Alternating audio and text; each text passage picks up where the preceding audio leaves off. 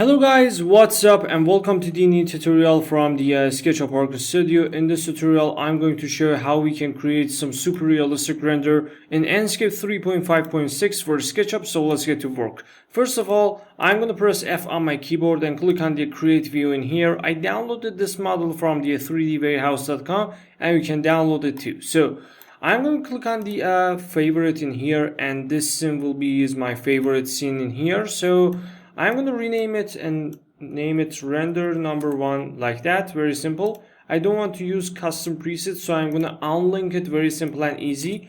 In this case, I will come and click on the XYZ numbers in here, negative 1.2, and for the Y is about 1.16 is enough.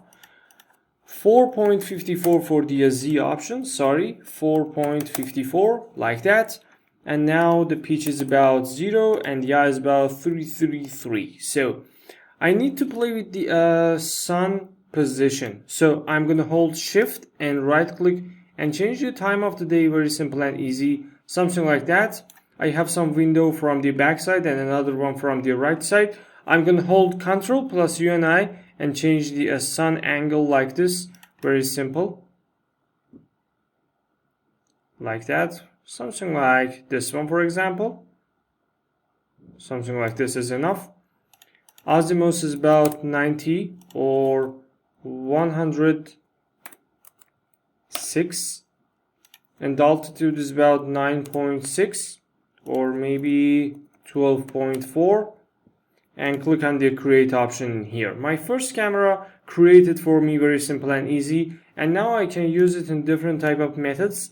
So click on the save frame in here and click on the visual setting. Now time for adjusting your render setting for your realistic render. So I want to use auto exposure, but I need exposure too. So I'm going to increase the exposure as I can. 64 can be enough for me.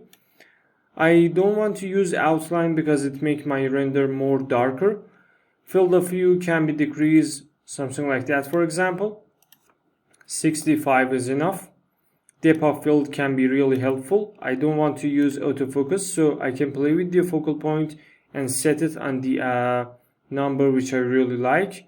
For example, I think backside can be really enjoyable. 5.82, something like this. And I'm going to decrease the depth of field a little bit to the 19%. Rendering quality can be increased to the ultra. In the image bar, I want to use auto contrast. Saturation can be increased a little bit to make my render more warm. Color temperature is about 6000 Kelvin. Motion blur is not really important. Bloom option can be 0 because I need sharp render. If you want sharp render in ENSCAPE, you can reduce bloom option. Lens flare cannot be really effective in this render. Vignette can be decreased to the 22 and chromatic aberration is 0. Atmosphere. Let's get to the atmosphere. If I reduce the fog option in here, you can see outside how it can change, not really visible. But if I click on the sky option and change the source to the white cubes, I can see some changes in the fog effect in here. If I reduce the sun brightness to some number like this, for example 24, I can see some changes. Shadow sharpness can be decreased because I need some soft shadows. Artificial light brightness not really useful. Ambient brightness helps me out to make some hyperlights in my job, so I can increase it. The wind is not really important. In the skybox, I will reduce the density, variety, and size amount. Everything is fine. So I'm going to minimize the Enscape in here. Click on the paint bucket in SketchUp. Materials activated for me in model materials. Now I will click on the Enscape material editor. So I'm going to pick up the sample paint in here and start my job from this carpet. I really don't like it, so I can remove the texture of it.